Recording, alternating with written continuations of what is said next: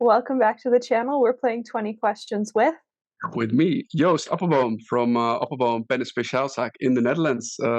It's quite funny to be on the other side of the seat this time. So I'm not the presenter. I'm not the guy that's asking the questions. But now the questions are fired to me. So yeah, it's Yeah, looking forward to this. you're Going to not be the fun. host today.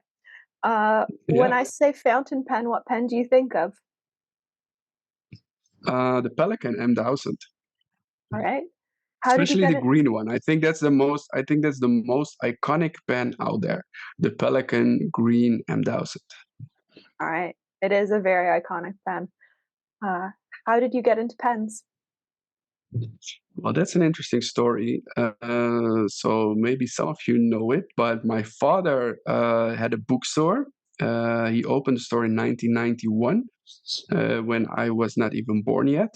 And he was completely into books. Maybe go a little bit further back in time because that's also quite an interesting story. I don't think I've ever told this story to anybody, but my parents they met each other in a bookstore. So they worked together for in a bookstore for somebody else, and well, they fell in love, and eventually there was little Joost. But the owner of that bookstore, he is the neighbor of my mother right now. Okay, this is going to be a really complicated story, and I also don't know how this is interesting for people to listen to, but we still have a really good connection with that person. So there's still some connection there. But my father, at one point, he wanted to do something for himself, be an entrepreneur, and he started his own bookstore in 1991. I was born in December of that year, so later on in that year, and but the store was already there, and so he had a bookstore, and he had a passion for books, of course, but also a passion for pens. Especially Schaefer was really big in that time. He was a really big fan of Schaefer pens, and besides collecting the pens, he was just like, why should I not sell them in my bookstore? So he had this little cute corner in the store selling pens, and it was there until he passed away in 2010. By the time I was only 18 years old, so I already started to working a little bit in the store. I was responsible for creating the website. By that time, 2010, if you go back in that time, there was not a lot online about pens. I think we were one of the first pen stores online out there. If you imagine, I think Amazon only started in 2008, something like that. Yeah. Please, if I'm incorrect, but just to give you a little bit of a situation where we were at that time. So I started making the online shop and things like that. So that's how I a little bit rolled into this business. But of course, because my father already sold pens, because that was your question, how did I get into pens? From a young age, I already got pens from him. So in the Netherlands, when you are in grade 3, so when you're like 7, 8 years old, Yeah. you learn to write with fountain pen. And my father donated to the entire class Lamy ABC pens. So, when people started to learn how to write, he gave them a Lamy All-Star. So, yeah, those are the first pens actually that I got into my life. And yeah, furthermore, my handwriting was terribly.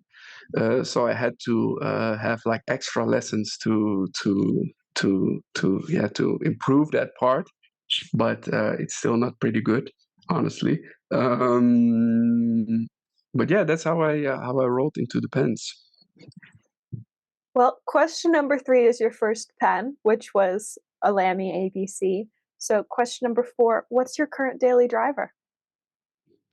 I currently write a lot with the Leonardo Momento Zero Grande Dutch Pen Show edition of 2024. It's this beautiful pen made It's with so Jonathan pretty. Brooks material. Yeah, it's nice, isn't it? and it has the rose gold trims. I really like the combination with the rose gold trims. That's a pretty nice one. And of course, I picked a really pretty color for myself. Yeah, so this is what I usually use nowadays. It's the first time I've seen one that has that much purple in it. Most of them have a lot more of the gold in them. Sorry. I, That's yeah, the good part of selling the pens. You see them all and you can pick the prettiest. that's fair. I like them all. They're all very pretty. I don't think Leonardo Yeah. makes an ugly pen. Yeah. No, but they especially the material, Jonathan Brooks. Um, we got a lot of requests like, can you pick one for me with the most color of this, most color of that? And we're happy to do that, but I also try to explain that they're all pretty. It's They not are. like, it's, yeah, of course, maybe one is a little bit more prettier than the other, but they're all beautiful. And eventually, if you have one in your hands, that's the one that you become in love with. Yeah. No, I got one of the gold spot limited edition ones from their latest release.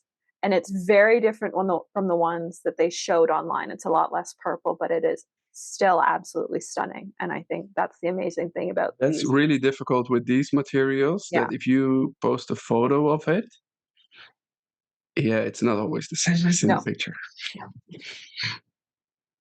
Yeah.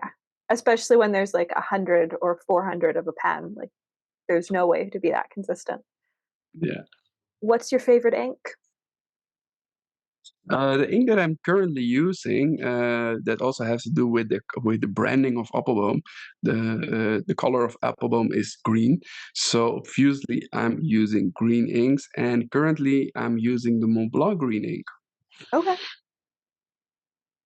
What's your favorite brand of either pens or ink?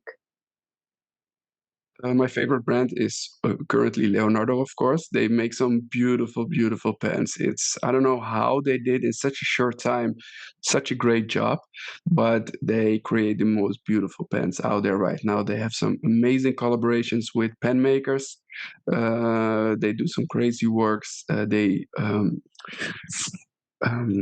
I say this in English? Sorry, my English is not my native language, so sometimes I have Yeah, that's fine. problems finding words. I have a brain Um, injury and like I can't talk half the time, so I get it. okay. Luckily, um, they're really innovative. So they Yeah. have a lot of new things coming up all the time. And at one point, you're thinking, okay, now everybody's done with Leonardo because they already did everything. They come up with something new and it explodes again. So they're definitely my favorite brand right now. Yeah, I'm just really happy with them. Also with the relationship that I have with the owners of Leonardo. They're really relaxed and always helpful. So yeah, I'm really happy with the brand. Hmm. Vintage or modern? Modern, of course. I'm not okay. How do I say this without being disrespectful? But I'm not that old yet. So it's like most of the vintage pens, they didn't cross my path yet. So that's maybe the reason also why I'm not so much into vintage yet. So yeah, that's the answer. Do you swatch all your inks? Well, I try to keep up with all the swatches. We do have an ink book in the store with all the inks that we carry. We make a swatch, but lately there's so many ink releases. It's almost impossible to keep up. To give you a little bit of an idea of our ink book, we have this in the store, and is it visible? Can people see it? Yeah. So it's like, I think we have over thousands of swatches, but it's still not everything, but at least it's something, and people can come into the store and compare them. And yeah, it's a lot of work, but it's also a lot of fun to keep up with this. Do you have any pens that always get the same color of ink in them? Well, I'm not a person that changes a lot of inks in the pen, so uh, I always use the Mont Blanc green ink, and I just use it in every fountain pen. So I'm really stable with the ink. With the pens, I like to rotate, to change, but with the ink, it's always the green ink. Okay. Do you keep your writing samples of nibs so that you can flip through them and see how they write, or do you just know how every pen writes? I know more or less how everything writes. What's one pen you wish you could see in person? Mm, it's a hard question because when you have a store, you see a lot of pens in person, but sometimes Monte Grappa, they come up with a lot of like crazy stuff, like really exclusive things. And most of the time we get like most of the time they do is like they create a silver edition and the gold edition. And then of the gold edition, it's like nobody can pay that. So they make like 5 pieces or so. But it would be so cool to see one of those gold edition exclusive pieces that they made because yeah, it's like I don't know, gold is such an special material that I think it would be even more prettier to see than the silver editions that they make, which are also extremely uh, um, valuable. Is that a word? Yep. Yeah. So they're not cheap. Still a lot of money, but imagine if you can see that in gold, that would be even crazier. What's your current Grail pen? Well, it's the same, more or less, the answer as the previous question. Since I see a lot of pens, I don't really have like one Grail pen. The only pens that I'm like, I would love to see is like those really special editions. Also, for example, those pens that are really exclusive from Sailor, the Mm, Maki A's, yeah. pieces like that. It's always that's what I also like about pen shows, for example. You see pens there that even I have never seen before. So it's like, yeah, I can also appreciate things that I don't own. So I can really appreciate if you have a beautiful pen and I can look at it and see it. I can appreciate it as well. So I don't really have to own it to appreciate it. Yeah. Interesting, because both of the Atlas brothers automatically knew if they had an unlimited budget, which pen that they sold in the store they would take home with them if they had the ability Really? to take it home with them. They had that answer of knowing what they wanted to take home that they couldn't take home from the store inventory. But for me, it's not really like I don't need to own things. I'm not that materialistic, like I need to own it. I can also appreciate it while I don't have it. So, for example, the Pelican Raiden pens, those Oh are yeah. really nice. Well, we saw them all, but it's still like I still have them here. I have the Yeah. photos as well because we need to take the photos, and that way I still kind of own them, but not really have them, but I still have them. Yeah. What's a pen you would recommend to a beginner? Um, like a child or like an Or adult beginner? like anyone who's picking up a fountain pen for the first time. Let's start. You have to start right away with the Sailor Maki A exclusive limited edition, of course. No, I would recommend something from Lamy. Either if it's like an All Star or Safari or ABC, but the grip section of the Lamis are really helpful for beginners. So I would recommend one of those. All right. What's an ink you would recommend to a beginner? I always recommend to start with the dye minings. The smaller ink bottles, because most of the time people cannot choose. So the smaller bottles of diamine are quite affordable, so they can kind of play around with it. The inks are really good of diamine, so you don't have to worry about the quality issues. So yeah, the diamine inks are always a good choice. What advice do you have for somebody wanting to try out fountain pens who might be a bit intimidated by them? Intimidated by the pen. Or like the whole concept of like having to fill a pen with ink to be able to use them. Like that. Yeah. Well, every time when I sell a pen in the store, so we have also a physical store, right? So people come here into the store and they have never used, like, let's say, piston filling mechanism. We always let them first fill up the pen themselves in the store before they leave. I don't let them leave the store before they did that at least once. That's so Otherwise, I got smart. phone calls like, "Hey, how do I fill up this pen?" And then you have to do it all over the phone, like, okay, turn on the knob, but always do it first into the store. And then you can also check at the same time if the pen writes properly. So that's also a good point. And then, yeah, and otherwise they are not allowed to leave the store. That's so smart. Because there are definitely pens that I've come home and gone like had to Google YouTube tutorials for like, let's make sure I fill this up properly.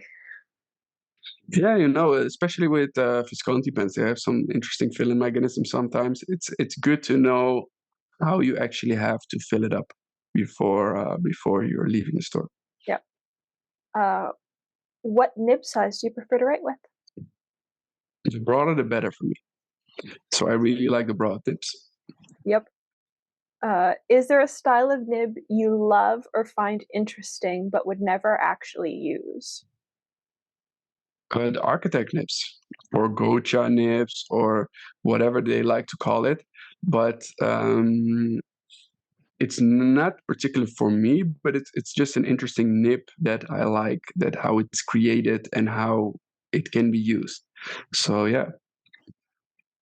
Do you always use the same paper? If so, what paper? No, not really, because I just write on everything. Sometimes I have to make notes on just printing paper, and I just use whatever is available. What's your least favorite ink or ink color family? It's always a hard question to talk about products that you don't like. You can also just pick an ink color family you don't like. Yeah. Well, a color family that I in particular not really like is like the black colors because it's a little bit boring. But I can also understand that a lot of people, especially in business-wise, sorry, there's a fly over here. Especially business-wise, that like to write with black inks. But for me, it's not. Yeah, I don't like to use it that often. Also because it's more difficult to clean Yeah. black ink. So for me, black inks are not that. Not my favorite. And I'm thinking about a brand. We're not selling one brand. I don't know if I have to if I have to say the name because it's kind of. You don't. You've given an answer. You don't like black ink, and that's fair. All right, perfect. I own a single. There's also an ink brand. I will not tell the name, but it's also an ink brand that we don't like. We also do not sell it for that particular reason. That it has, yeah, it created some damage to some pens. Let's keep it that way. All right. Well, thank you for playing 20 questions. It's already That's the all last 20. question is? That's all 20. Oh wow. It was quick.